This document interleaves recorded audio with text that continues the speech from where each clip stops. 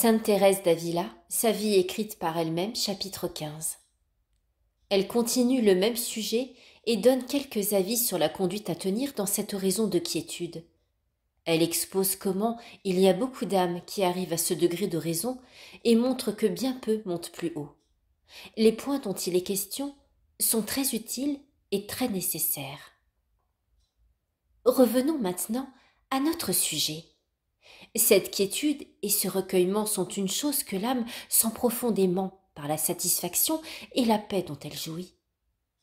Elle possède en même temps un très grand contentement, le repos de ses puissances et un plaisir très suave.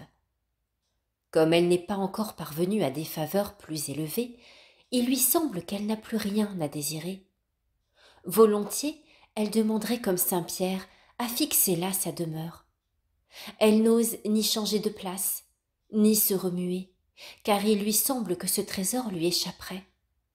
Parfois même, elle voudrait ne pas respirer. Elle ne comprend pas, la pauvre petite, que si elle a été absolument impuissante par elle-même à se procurer une telle grâce, elle le sera davantage encore, à la conserver au-delà du terme voulu par Dieu.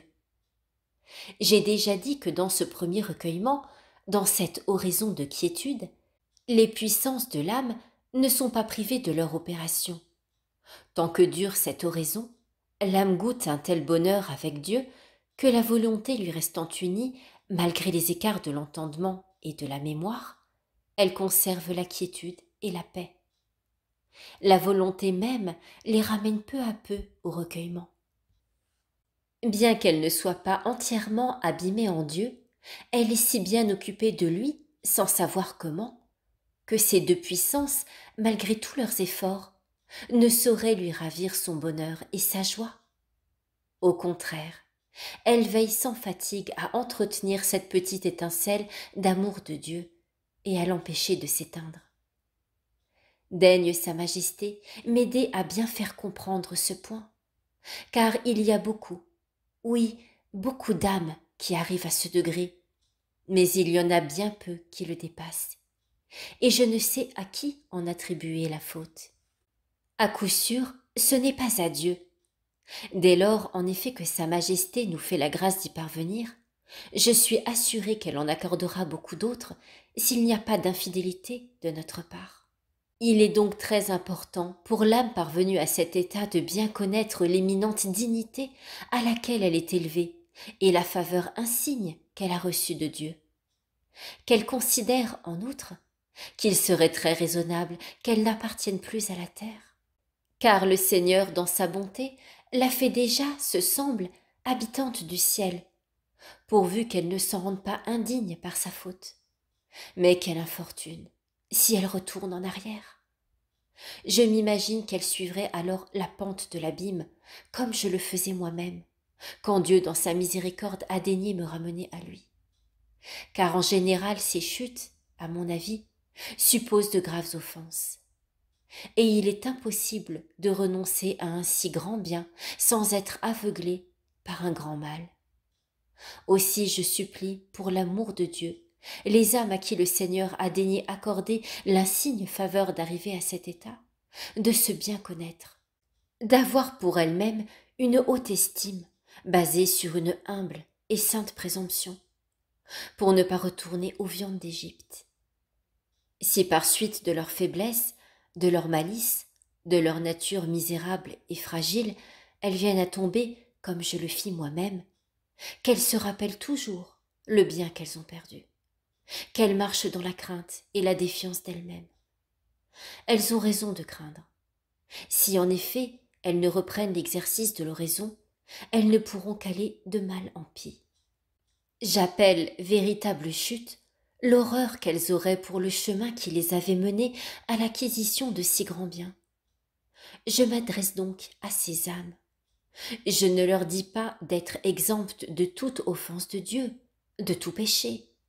Il serait cependant bien naturel de veiller avec le plus grand soin à s'en préserver, après avoir commencé à être comblés de si hautes faveurs.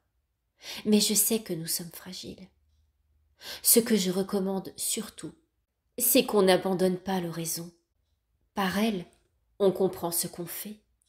On obtient du Seigneur le repentir de ses fautes et la force pour se relever. Oui, oui, que l'on m'en croie. S'éloigner de cet exercice, c'est à mon avis un danger. Je ne sais si je comprends bien ce que je dis, car je le répète, je juge de ces choses par moi-même. Cette oraison de quiétude est donc une petite étincelle de son véritable amour que le Seigneur commence à allumer dans l'âme. Il veut lui faire comprendre peu à peu ce que c'est que cet amour si plein de délices. Cette quiétude, ce recueillement et cette petite étincelle sont l'effet de l'Esprit de Dieu. Ce n'est point un goût qui vient du démon ou de nos efforts. Pour une âme qui a l'expérience, il est impossible de ne pas comprendre immédiatement qu'une telle faveur ne saurait venir de sa propre industrie. La nature, entraînée qu'elle est vers les choses agréables, mettra tout en œuvre pour se la procurer. Mais elle ne tardera pas à se trouver très froide pour Dieu, car elle a beau commencer à allumer ce feu afin de goûter une telle suavité, elle ne fait, ce semble, qu'y jeter de l'eau pour l'éteindre. Quand cette faible étincelle, si petite qu'elle soit, est mise en nous par Dieu lui-même, elle a un grand retentissement. Lorsqu'elle n'est pas éteinte par notre faute, elle commence à allumer dans l'âme un vaste incendie, qui, comme je le dirais en son lieu, jette au loin ses flammes, et produit cet amour immense dont le Seigneur embrase les âmes parfaites.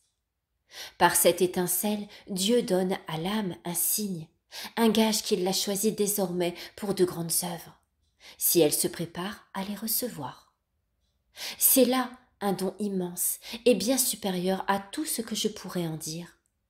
Mais c'est pour moi, je le répète, une peine très sensible de voir arriver à cet état tant d'âmes que je connais, et si peu monter plus haut, comme elles le devraient. Je suis toute confuse de le dire. Je n'affirme pas d'une manière absolue qu'il y en a peu à franchir ce degré. Il doit sans doute y en avoir beaucoup, car si Dieu nous soutient, c'est pour quelque chose. Mais je dis ce que j'ai constaté. Je voudrais engager fortement ces âmes à faire en sorte de ne point enfouir le talent qu'elles ont reçu, car Dieu semble les avoir choisis pour le bien d'un grand nombre. De nos jours surtout, les amis de Dieu doivent être forts pour soutenir les faibles. Que ceux qui découvrent en eux un pareil don se regardent comme ses vrais amis, et sachent se conformer aux lois que la bonne amitié impose même dans le monde. S'ils ne le font pas, qu'ils craignent, comme je l'ai dit, qu'ils prennent garde de se nuire à eux-mêmes, et plaisent à Dieu, qu'ils ne nuisent qu'à eux seuls.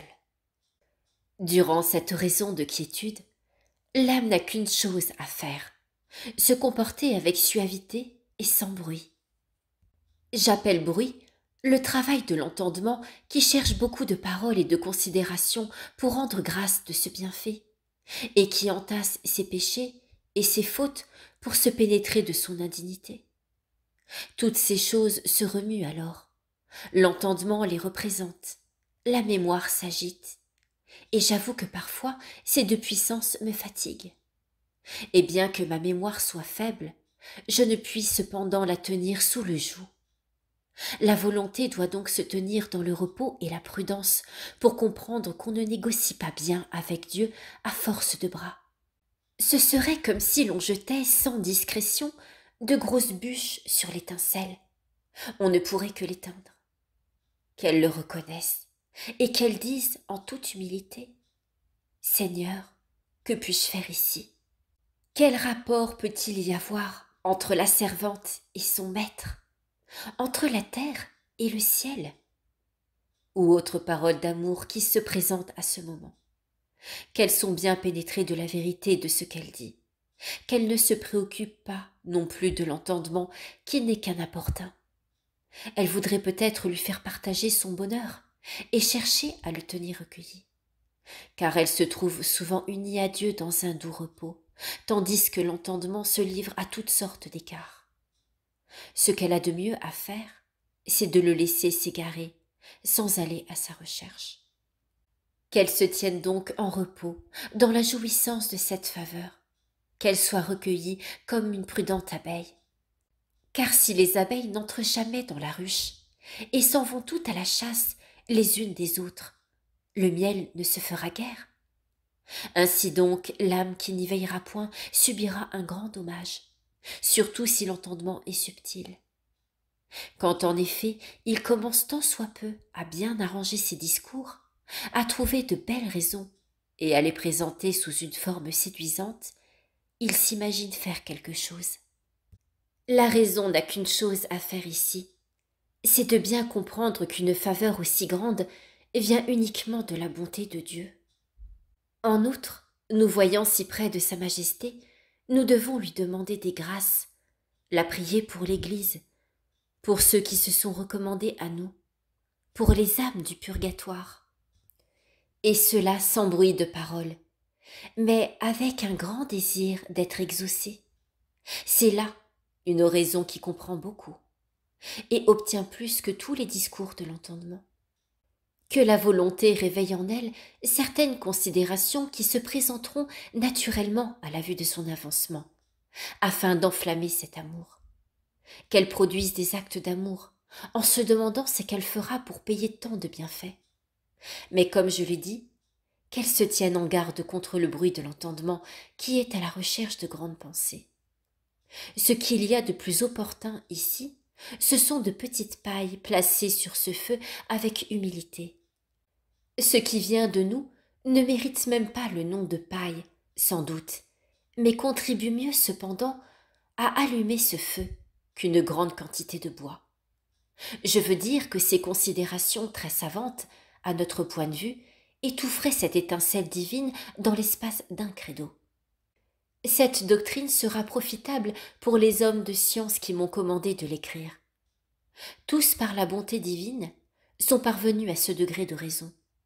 Mais il pourra se faire qu'ils perdent leur temps à faire des applications de la Sainte Écriture. Sans doute leur science leur sera très utile avant et après l'oraison. Mais au temps même de l'oraison, elle ne leur en est guère nécessaire. Selon moi, elle ne peut que refroidir la volonté. L'entendement, en effet, se voit alors si rapproché de la lumière qu'il est tout inondé de clarté. Moi-même, malgré l'excès de ma misère, je me vois alors tout autre. J'ajoute ce qui m'est arrivé dans cette raison de quiétude. Moi qui ne comprends presque rien aux prières latines, spécialement aux psaumes, non seulement je comprenais alors le verset comme s'il eût été en castillan, mais de plus, je voyais avec bonheur que j'en découvrais même le sens caché. Je ne parle pas ici des circonstances où les savants ont à prêcher ou à enseigner, car il leur convient de se servir des ressources de la science pour aider les pauvres ignorants comme moi. C'est une grande chose en effet que d'exercer la charité et de se consacrer toujours à l'avancement des âmes, sans avoir d'autre vue que Dieu. Ainsi donc, durant ce temps de l'oraison de quiétude, il faut laisser l'âme goûter son repos près de celui qui est son repos, et mettre la science de côté. Un temps viendra où cette science pourra procurer la gloire de Dieu. Elle aura alors tant de prix que pour tous les trésors du monde, on ne voudrait pas manquer de la posséder, dans l'unique but de servir Sa Majesté, car le secours qu'elle procure est immense. Toutefois, en présence de la sagesse infinie, on peut m'en croire. Mieux vaut étudier un peu l'humilité et en produire un seul acte que de posséder toute la science du monde. Ici, il n'y a point à argumenter, mais à reconnaître avec candeur ce que nous sommes, et à nous tenir avec simplicité devant Dieu. Le Seigneur, en effet, veut que l'âme qui n'est en réalité qu'une insensée devant lui sache reconnaître sa bassesse, quand lui, majesté infinie, s'humilie au point de la souffrir en sa présence, toute indigne qu'elle en est. L'entendement se remue aussi pour remercier Dieu en termes élégants. Mais la volonté, en demeurant dans son repos et ne levant pas même les yeux à l'exemple du publicain, rend à Dieu plus d'actions de grâce que ne le saurait faire l'entendement avec tous les artifices de la rhétorique. Enfin, Il ne faut pas ici abandonner entièrement l'oraison mentale, ni certaines prières même vocales, si parfois on a le désir ou le pouvoir d'en faire. Car si la quiétude est profonde, il est difficile de parler, du moins ce ne sera qu'avec une peine excessive. On peut, à mon avis, discerner quand cette faveur provient de l'Esprit de Dieu ou de nos propres efforts. Lorsque Dieu nous donne un commencement de dévotion et que nous voulons, comme je l'ai dit, arriver de nous-mêmes à cette quiétude de la volonté, il n'y a aucun effet de produit. Tout ce travail s'évanouit promptement et laisse l'âme dans la sécheresse. Quand c'est le démon qui agit, une âme exercée pourra encore, selon moi, le comprendre. Car il laisse du trouble, peu d'humilité et peu de disposition pour les effets que produit l'Esprit de Dieu.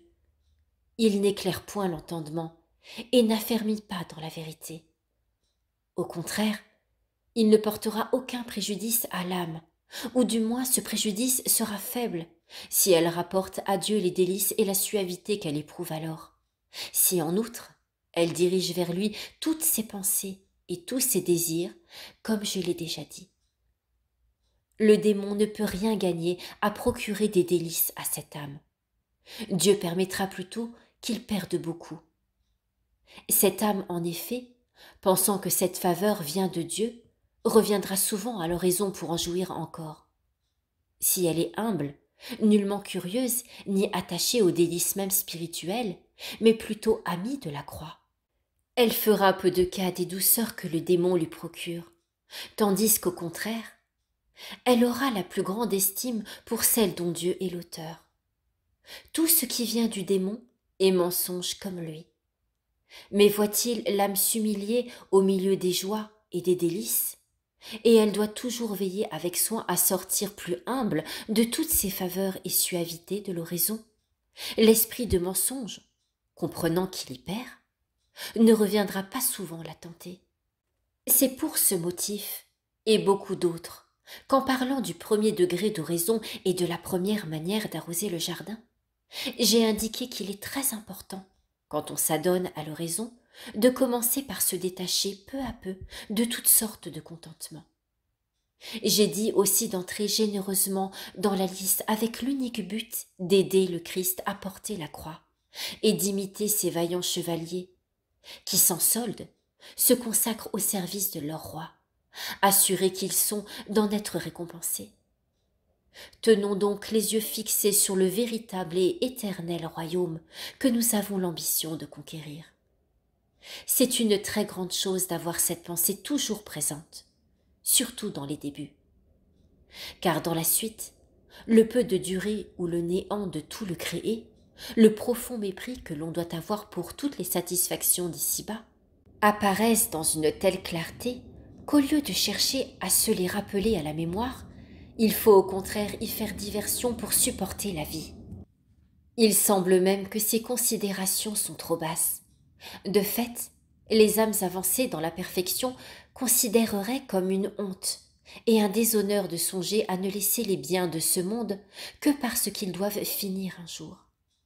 Ces biens dureraient-ils toujours?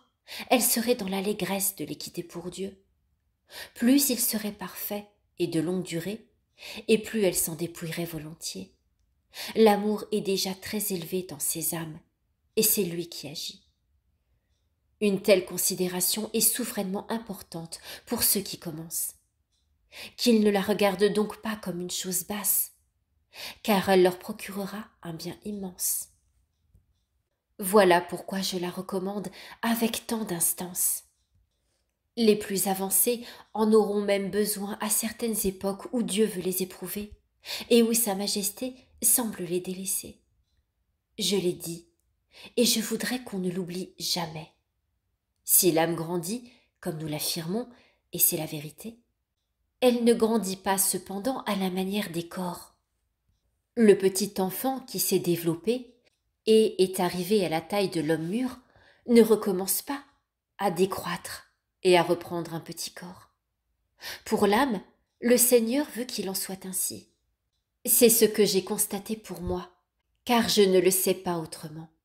Le Seigneur veut nous humilier pour notre plus grand bien, et nous apprendre à nous tenir sur nos gardes, tant que nous serons dans cet exil, car plus nous sommes élevés, plus nous devons craindre et nous défier de nous-mêmes.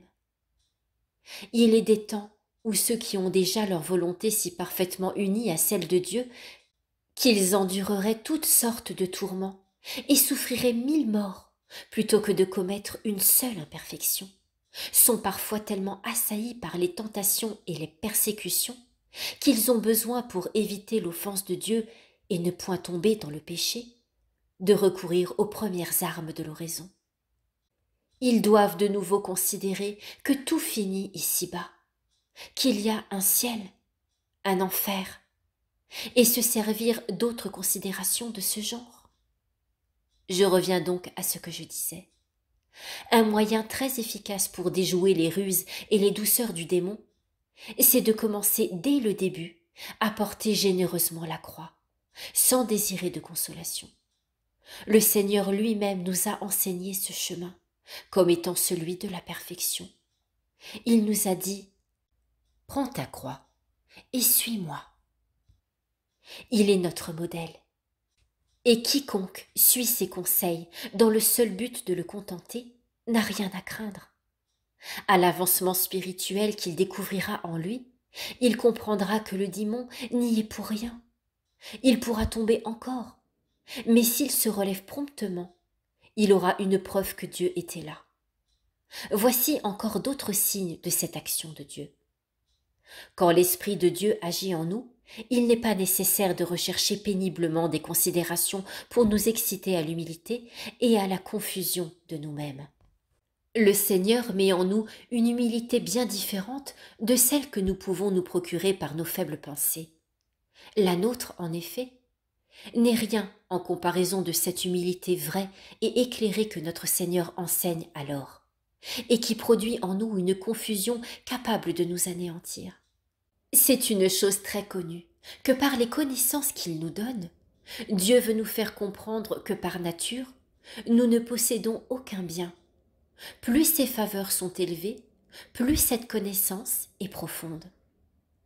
Il confère à l'âme un désir très vif d'avancer dans l'horizon et de ne jamais abandonner cet exercice, malgré tous les travaux qui pourraient se présenter.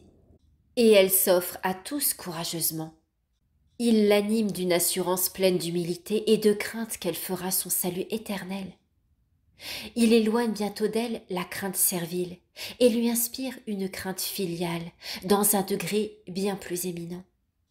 L'âme voit alors s'allumer en elle un amour de Dieu très dégagé de tout intérêt personnel. Aussi elle désire trouver des instants de solitude pour mieux jouir d'un tel trésor. Enfin, pour ne pas me fatiguer, je dirai seulement que cette grâce est pour elle le principe de tous les biens. Déjà les fleurs de son jardin sont sur le point d'éclore. Il ne leur manque presque rien pour s'épanouir. L'âme le verra d'une manière très claire, et elle ne pourra douter alors du secours que Dieu lui a donné, tant qu'elle n'est pas retombée dans ses fautes et ses imperfections. Elle devient alors toute tremblante. Mais cette crainte même lui est salutaire.